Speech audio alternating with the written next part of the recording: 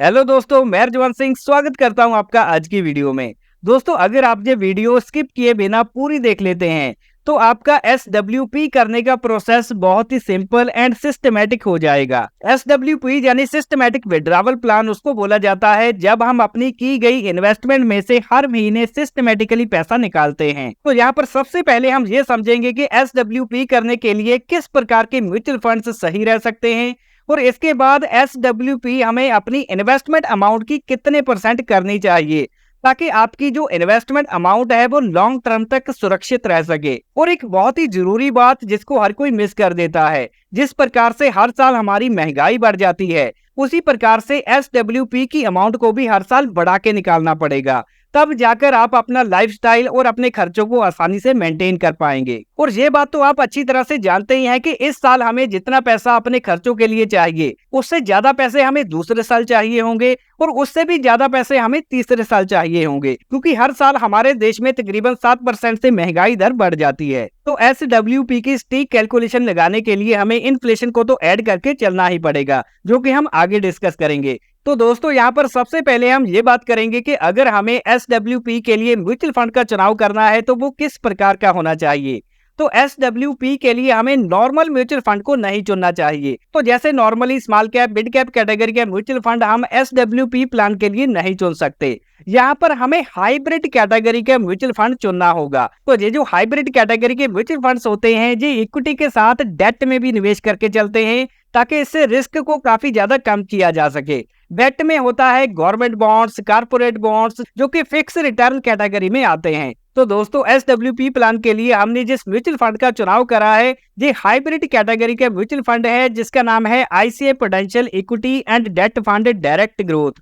तो यहाँ पर नाम से ही हमें क्लियर हो जाता है कि इस फंड द्वारा इक्विटी में भी और डेट में भी निवेश करके चला जाता है। और अभी हम इस म्यूचुअल फंड के इंपॉर्टेंट पैरामीटर्स को देख लेते हैं, जिसमें सबसे पहले आता है AUM, जो कि एसेट अंडर मैनेजमेंट है। तो इस म्यूचुअल फंड का AUM इस समय हो चुका है 42,339 करोड़ का। तो इस फंड की AUM साइज से ही पता चलता है कि लाखों करोड़ों लोगों ने इसमें निवेश कर रखा है। तो यहाँ पर अगर हम NAV की बात करें, इस समय 424 की है। NAV नेट एसेट वैल्यू होती है, जैसे शेयर का प्राइस होता है उसी प्रकार से म्यूचुअल फंड में NAVs अलॉट होती हैं जब हम इसमें बाइंग करते हैं। और इसके बाद है एक्सपेंस रेशियो, जो कि 0.98% की है। तो हमारे फंड को मैनेज करने के लिए सालाना फंड हाउस द्वारा हमसे फीस ली जाती है, जिसको एक्सपेंस रेशियो बोला जाता है। और वहीं अगर हम लॉक इन पीरियड की बात करें तो इस म्यूचुअल फंड में किसी भी प्रकार का लॉक इन पीरियड नहीं है, आप जब चाहे इसमें से पैसा निकाल सकते हैं। लेकिन यहाँ पर एक कंडीशन है, अगर आप अपनी इन्वेस्ट की हुई अमाउंट से 30% निकालते हैं एक साल के अंदर अंदर तो यहाँ पर किसी भी प्रकार का एग्जिट लोड नहीं देना पड़ता। लेकिन अगर आप 30% से ऊपर पैसा निकालते हैं तो यहाँ पर 1% तक का एग्जिट लोड देना पड़ सकता है। लेकिन अगर एक साल के बाद पैसा निकाला जाता है तो किसी भी प्रकार का एग्जिट लोड नहीं देना पड़ता। और इस म्यूचुअल फंड स्कीम द्वारा जिस बेंचमार्क को फॉलो किया जाता है इसका नाम है निफ्टी 50 TRI इंडेक्स, ये इसका प्राइमरी इंडेक्स है। और इसके अलावा दो और इंडेक्स हैं जिसको ये फॉलो करता है, जिसमें सबसे पहले है क्रिस्टल का हाइब्रिड 35+65 एग्रेसिव इंडेक्स और तीसरा है वन ईयर T-बिल TRI इंडेक्स। तो इस फंड द्वारा 3 बेंचमार्क को फॉलो किया जाता है। और इस म्यूचुअल फंड में अगर आप निवेश करना चाहते हैं तो 2 ऑप्शन अवेलेबल हैं। सबसे पहला ऑप्शन है मंथली SIP का, जो कि सिर्फ 100 रुपए से शुरू करी जा सकती है और मैक्सिमम इसमें किसी भी प्रकार की लिमिट नहीं है। और अगर आप लमसम अमाउंट से निवेश करना चाहते हैं, एक बार में पैसा लगाना चाहते हैं तो 5,000 रुपए से निवेश को शुरू करा जा सकता है और लमसम अमाउंट में मैक्सिमम की कोई भी लिमिट नहीं है। और ICICI prudential equity and debt fund के हिस्टोरिकल रिटर्न्स की बात करें तो यहाँ पर पिछले 6 महीनों में इस म्यूचुअल फंड ने 6% के रिटर्न बना के दिए हैं। और वहीं अगर हम एक साल की बात करें तो तकरीबन 13% के रिटर्न इस म्यूचुअल फंड ने जनरेट करे हैं। और पिछले 3 सालों में इसने 22% के एनुअलाइज रिटर्न जनरेट किए हैं। एनुअलाइज रिटर्न का मतलब है कि 3 सालों में एवरेज कितने % से ये म्यूचुअल फंड ग्रो हुआ है। और वहीं अगर हम 5 सालों का डाटा देखें तो 28% के एनुअलाइज रिटर्न निकल के आते हैं। और इस म्यूचुअल फंड को ICICI फंड हाउस द्वारा लॉन्च किया गया था 2 जनवरी 2013 को। तो वहां से लेकर आज तक इस म्यूचुअल फंड ने 18% के एनुअलाइज रिटर्न जनरेट करे हैं। और एसेट एलोकेशन की बात करें तो इस म्यूचुअल फंड ने इक्विटी में निवेश किया है 69%, डेट में 21% का निवेश इस म्यूचुअल फंड द्वारा करा गया है। और कैश में इनके पास अभी 6.9% अवेलेबल है, जिसको जो सही अपॉर्चुनिटी को देखकर निवेश करने में लगाने वाले हैं। तो जैसे कि हमने वीडियो में पहले डिस्कस किया था कि हाइब्रिड कैटेगरी का जो म्यूचुअल फंड है, इक्विटी के साथ इसने डेट में भी अच्छा खासा निवेश कर रखा है। और इक्विटी सेक्टर एलोकेशन में देखें तो मल्टीपल बिजनेस सेक्टर्स में इस म्यूचुअल फंड द्वारा पैसा लगाया गया है। जैसे सबसे पहले फाइनेंशियल सेक्टर में 26%, एनर्जी सेक्टर में 17%, ऑटोमोबाइल में 14%, सर्विसेज 9%, हेल्थ केयर 7.8 और कंस्ट्रक्शन सेगमेंट में 5.6% की एलोकेशन रखी गई है। तो यहाँ पर सेक्टर वाइज एक अच्छी खासी डाइवर्सिफिकेशन देखने को मिल रही है। और वहीं डेट सेक्टर की बात करें, जो कि गवर्नमेंट बॉन्ड्स होते हैं, कारपोरेट बॉन्ड्स होते हैं, तो यहाँ पर इन्होंने फाइनेंशियल सेक्टर में 29%, सॉवरेन बॉन्ड्स में 18.6% और कंस्ट्रक्शन सेगमेंट के बॉन्ड्स में 10% की एलोकेशन कर रखी है। और इस म्यूचुअल फंड की टॉप 5 होल्डिंग कंपनीज में नाम आता है सबसे पहले आईसीआईसीआई बैंक लिमिटेड का, जो कि 6.84% की एलोकेशन रखती है।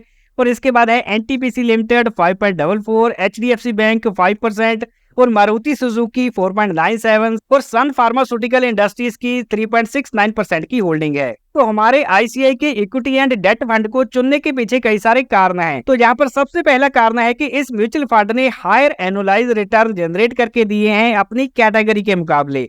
तो पिछले 1 साल में, 3 साल में, 5 साल और 10 साल के टाइम पीरियड में अपनी कैटेगरी के मुकाबले इसने बढ़िया रिटर्न जनरेट किए हैं। और जो दूसरा कारण है कि पिछले 3 सालों में इस म्यूचुअल फंड ने अपने बेंचमार्क से ज्यादा रिटर्न जनरेट किए हैं। और वहीं अगर हम तीसरे रीजन की बात करें, जो कि 0.98% इसकी एक्सपेंस रेशियो है, जो इसकी कैटेगरी के मुकाबले रीजनेबल दिख रही है। तो दोस्तों, यहाँ तक हमने आईसीआई की हाइब्रिड कैटेगरी के म्यूचुअल फंड के बारे में अच्छी तरह से समझ लिया है। और अभी हम आते हैं मेन मुद्दे पर, जो कि सिस्टमैटिक विड्रॉवल प्लान है। तो एसडब्ल्यूपी प्लान में एक बड़ा सवाल आता है कि हमें अपनी इन्वेस्टमेंट में से कितने % हर साल इससे निकालना चाहिए। तो बहुत सारे फाइनेंशियल एडवाइजर्स की अलग अलग राय होती है। कुछ का कहना है कि एसडब्ल्यूपी में से हमें हर साल अपनी इन्वेस्टमेंट का 6% निकाल देना चाहिए। कुछ कहते हैं कि अगर 8% निकालते हैं तो बढ़िया रहता है। और कुछ का ऐसा भी कहना है कि अगर हम 10% तक निकाल लेते हैं तो एक बढ़िया ऑप्शन रहता है। लेकिन प्रैक्टिकली हमें अपनी इन्वेस्टमेंट का कितना % एसडब्ल्यूपी से निकालना चाहिए, इसको गहराई से समझते हैं। तो दोस्तों, जब हम म्यूचुअल फंड्स में इन्वेस्ट करने की बात करते हैं, जी आगे शेयर मार्केट में इन्वेस्ट करते हैं, डेट इंस्ट्रूमेंट्स में इन्वेस्ट करते हैं, तो दोस्तों शेयर मार्केट में की गई इन्वेस्टमेंट पर हर साल फिक्स रिटर्न नहीं मिलते जैसे बैंक एफडी में मिलते हैं। और यहाँ पर ऐसी कंडीशन भी देखने को मिल जाती है कि शेयर मार्केट में 1 साल कोई रिटर्न ना मिले, 2 साल कोई रिटर्न ना मिले, 3 साल या फिर 4 साल भी ऐसा हो जाता है कि शेयर मार्केट में कोई रिटर्न ना मिले और नेगेटिव में रिटर्न मिल जाए। तो ऐसी कंडीशन में अगर हर साल हम अपनी प्रिंसिपल अमाउंट में से ज्यादा पैसा निकालते रहेंगे, तो यहाँ पर लॉन्ग टर्म में जाकर हमारे कॉर्पस का कम होने का या फिर खत्म होने का खतरा बढ़ जाता है। तो यहाँ पर अभी आपके मन में यही सवाल चल रहा होगा कि हमें एसडब्ल्यूपी कितने % की करनी चाहिए। तो दोस्तों, हमने काफी रिसर्च करने के बाद और कैलकुलेशन करने के बाद ये कंक्लूजन निकाला है कि हमें हर साल अपनी एसडब्ल्यूपी 4% की करनी चाहिए।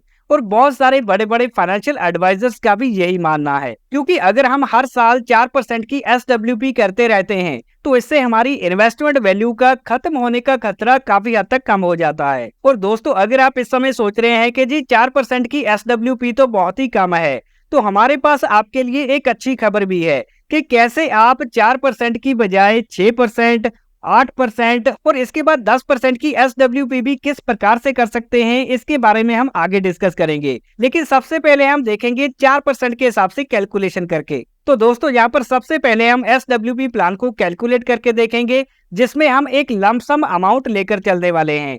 और जहाँ पर हमने आईसीआई का जो prudential equity and debt fund है, इसको लिया है, तो पिछले 5 सालों में इसने 28% के एनुअलाइज रिटर्न जनरेट किए हैं। और जब से जी म्यूचुअल फंड लॉन्च हुआ है, तब से लेकर आज तक इसने 18% के एनुअलाइज रिटर्न जनरेट किए हैं। लेकिन यहाँ पर हम अपनी कैलकुलेशन में जो एवरेज एनुअलाइज रिटर्न है, वो सिर्फ 15% के ही मान के चलेंगे। और इस एसडब्ल्यूपी प्लान में हमने लमसम अमाउंट ली है 10 लाख रुपए की। और इसके बाद इस लमसम अमाउंट से हम हर साल 4% की एसडब्ल्यूपी करेंगे। और इस एसडब्ल्यूपी प्लान में हर साल हम इन्फ्लेशन को भी ऐड करके चलेंगे। जैसे पहले साल अगर हम देखें तो मंथली बेसिस पे 3330 रुपए की अमाउंट बनती है, और अगले साल हम इस अमाउंट में 7% का इंक्रीमेंट करेंगे, तो ये अमाउंट हो जाएगी 3560 रुपए की। और फिर तीसरे साल 7% इंक्रीमेंट करके 3812 रुपए की अमाउंट हो जाएगी, जो कि हम मंथली बेसिस पे SWP करने वाले हैं। तो इस प्रकार से जैसे जैसे इन्फ्लेशन बढ़ती जाएगी वैसे वैसे हम SWP की अमाउंट को भी बढ़ाते जाएंगे। तो यहाँ पर अगर हम इसी प्रकार से हर साल पैसा निकालते रहते हैं